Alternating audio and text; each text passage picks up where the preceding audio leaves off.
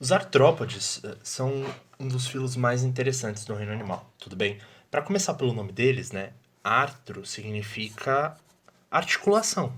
Talvez você já tenha ouvido falar de alguém, talvez algum velho, parente velho, que tem artrose, por exemplo. A artrose nada mais é do que dor nas articulações, né? Então, artro significa articulação.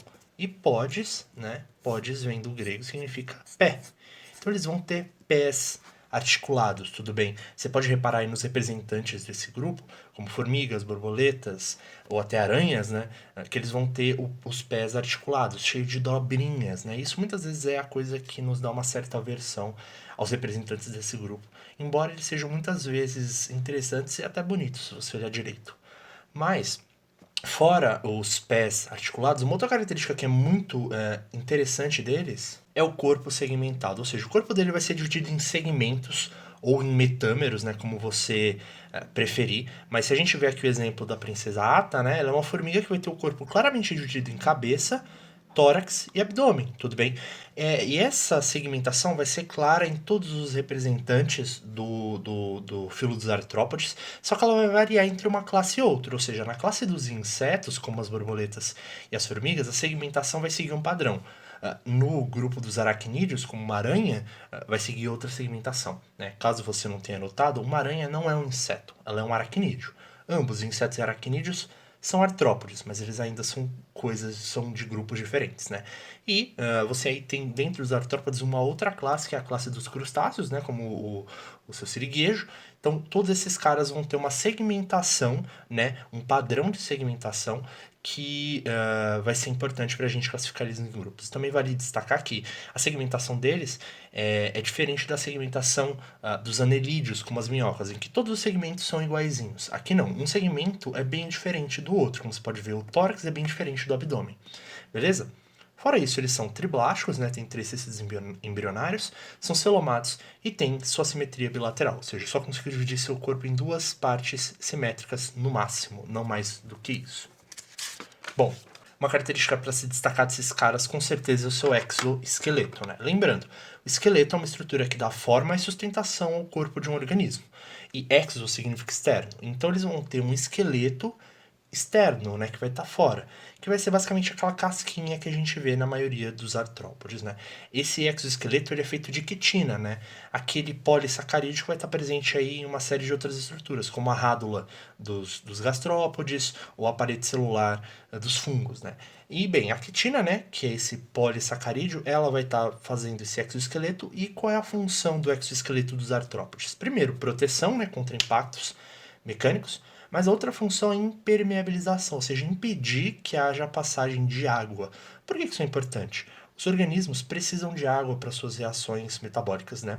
E a maioria dos organismos, né, na verdade todos os organismos que a gente conhece na Terra, tem aí uma parte do seu corpo composta de água, né? Nós seres humanos temos aí entre 70 e 80% do corpo composto de água. Então, a importância da impermeabilização é impedir que esses caras percam água quando eles estão no ambiente terrestre, onde a maioria deles vai estar, certo? Então ela é muito importante, o exoesqueleto vai estar aí protegendo e impermeabilizando o corpo desses animais. Porém, apesar de ajudar eles, tem um custo, né? Muitas vezes, como o exoesqueleto ele se torna rígido, ele impede o crescimento dos animais. É como se fosse uma roupa, né? E chega um momento em que essa roupa não cabe mais. O animal cresceu e a roupa tá curta. O que, que ele faz, né? Ele troca, ele faz a muda, também conhecida como equidise. Então a troca de exoesqueleto ao longo do crescimento desses animais é chamada de equidise de muda. E é uma característica bem importante que eu tentei representar nesse desenho. Aqui eu tenho um inseto, né? Que deixou sua casca antiga para trás, que eu tentei representar ela aqui em cinza, tudo bem? Ele saiu de dentro dela e agora está num novo exoesqueleto, beleza? Isso faz com que eles tenham um crescimento descontínuo. Como assim?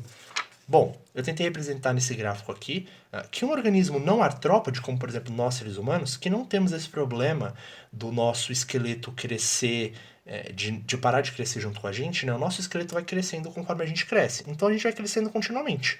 Não tem um momento que a gente para de crescer e volta. A gente vai crescendo, crescendo, crescendo até que atinge o nosso tamanho máximo, né?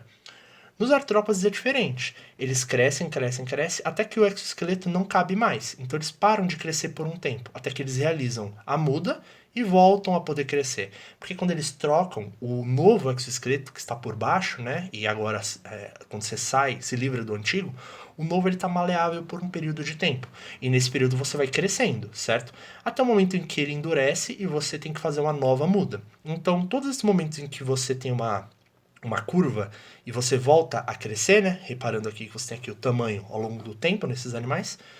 Quando você volta a crescer, isso indica que você fez a muda. Esse tipo de gráfico aqui, que mostra o crescimento descontínuo dos artrópodes, é bem comum em vestibular. Então é bom se atentar a essa característica dos artrópodes. Tudo bem, o crescimento descontínuo devido à presença do exoesqueleto deles. Bom, uma outra coisa que eu quero destacar para fechar é a ecdizona e o hormônio juvenil. Ambos são hormônios que vão estar relacionados ao desenvolvimento desses animais. A ecdizona, como o nome indica, ela promove a ecdise, tudo bem? Então, quando você tem altos níveis desse hormônio ecdizona, ela começa a promover a troca do exoesqueleto.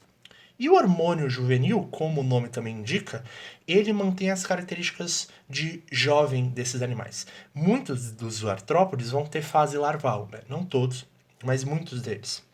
E altos níveis de hormônio juvenil mantêm eles na fase larval. Mas quando esse nível de hormônio juvenil está caindo, significa que eles vão deixar a fase larval e passar pelo processo de metamorfose, né, o tema de um outro vídeo nosso, em que eles vão passar pela metamorfose, ou seja, mudança de forma, na qual eles vão deixar a sua fase jovem para trás e passar a assumir a sua forma adulta. Beleza? Sobre artrópodes é isso.